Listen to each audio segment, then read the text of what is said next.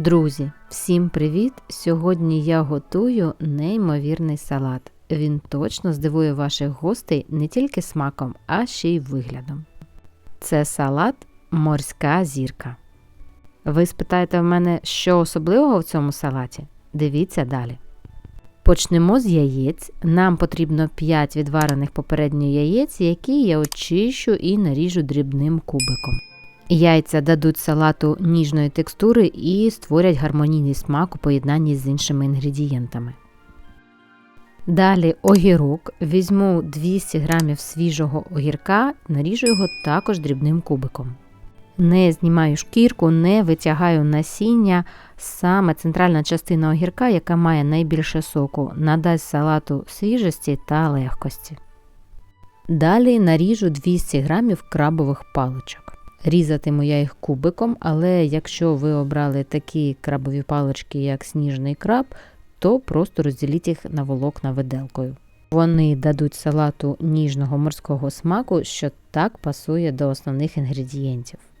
Тепер сир. Натираю 150 г твердого сиру на крупній терці. Це чудово збалансує всі смаки і додасть салату кремову текстуру. Настав час маслин, я їх дрібно наріжу і трохи замариную. Це придасть салату легкий аромат і пікантність, що дуже добре підкреслить всі інші інгредієнти. Отже, дрібно нарізавши оливки, я додаю столову ложку олії та четвертинку великого зубчика часнику. Все змішаю та залишу трохи промаринуватись. Далі копчений лосось.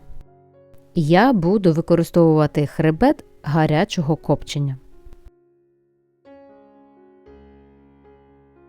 Саме гаряче копчення дає насичений смак, а м'ясо легко відділяється від кісток. Використання саме хребтів для салату для мене звична справа, це недорого, дуже зручно та одразу маємо шматочки необхідного розміру.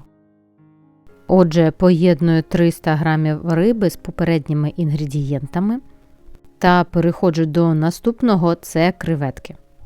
Для зручності використовую вже очищені варені креветки, їх достатньо просто розморозити.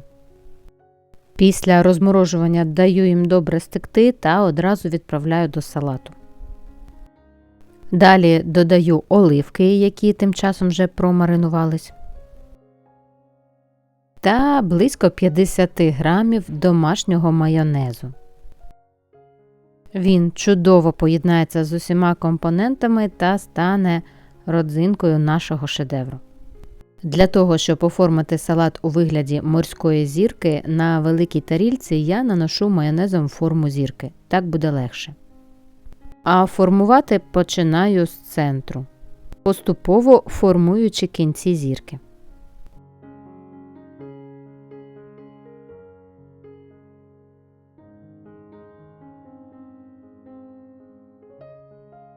Допомагаючи 2 ложками, роблю закруглені кінчики зірки. Так вона максимально нагадуватиме морську. Для естетики прикрити зірку можна червоною рибою, крабовими паличками, а я ж нанесу тонкий шар підфарбованої ікри мойви. Це не тільки зробить чудовий вигляд, а й додасть неймовірний смак. Наприкінці додам оливки, нарізані кільцями, вони ідеально завершать оформлення. Такий салат можна подавати як у формі зірки, так і просто в салатниці. Спробуйте та здивуйте всіх на святковому столі. А я вам бажаю смачного, друзі!